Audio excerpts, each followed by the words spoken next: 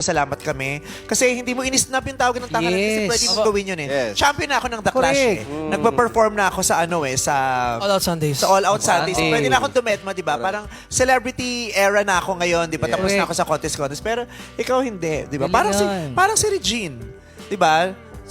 Sikat na siya noon tapos sumali pa siya ng singing contest sa International. ibang bansa, Yeah. di ba? Nanalo, di ba? Di rin naman masama na i-push mo ang limit mo at Yes. malaman mo Opo, kung hanggang Memphis. saan ka talaga. Di ba? Si Sofronio ang tumalo sa kanya. Magandang araw mga kapolitika at welcome back dito sa ating YouTube channel. Sofronio Vasquez naging inspirasyon na rin sa ibang mga contestant dito sa Tawag ng Tanghalan na sundan ang kanyang tinahak na landas.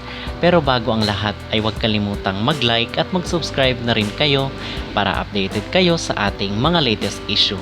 At usap-usapan nga po online itong singer or contestant ng Tawag ng Tanghalan dito sa It's Showtime dahil singer na po ito ng GMA at naging champion na po siya ng singing contest reality show na The Clash.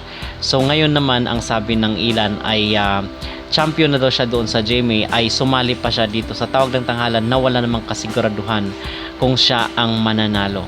Pero mga kapolitika, ang naging inspirasyon niya daw itong si Sofronio Vasquez na kung saan ay hindi siya tumigil sa kanyang pangarap hanggang sa manalo siya at makilala siya doon sa The Voice USA. So ito yung sinabi ni Jeremiah Chanco, itong isa sa mga contestant ng Tawag Tanghalan. So nakakatuwa lang dahil si Sofronio Vasquez ngayon ay tinitingalan na rin ng mga aspiring singers na maabot yung kanilang pinapangarap. So grabe po ang impact ng pagkapanalo ni Sofronio doon sa Amerika, especially doon sa mga nangangarap na minsan ay hindi pinapalad na sumikat, just like itong si Jeremiah Chanco na hindi naman siya pinasikat rin ng GMA, so hindi pa siya ganoon kakilala at siya ay sumubok ng ibang paraan sa pamamagitan ng pagsali dito sa singing contest ng Tawag ng Tanghalan dahil malay natin diba at dito siya papalarin at dito siya sisikat. Opo. Season 1 po ng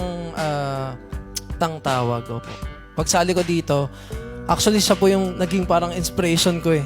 Dahil Bakit? Bakit siya? Kasi kami Binubugaw niya. Sorry. Nakalis na. Sorry. Parang galit ka nung natalo ka niya. Hanggang ngayon parang bitbit mo. Pinugfog mo sa air. Kaibigan ko po siya.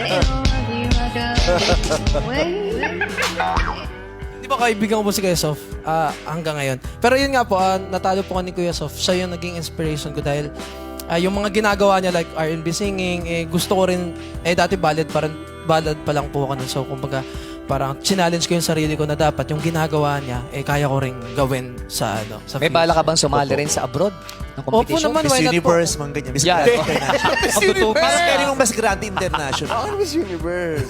Hindi Pero po. grabe kasi yung riffs and runs, di ba?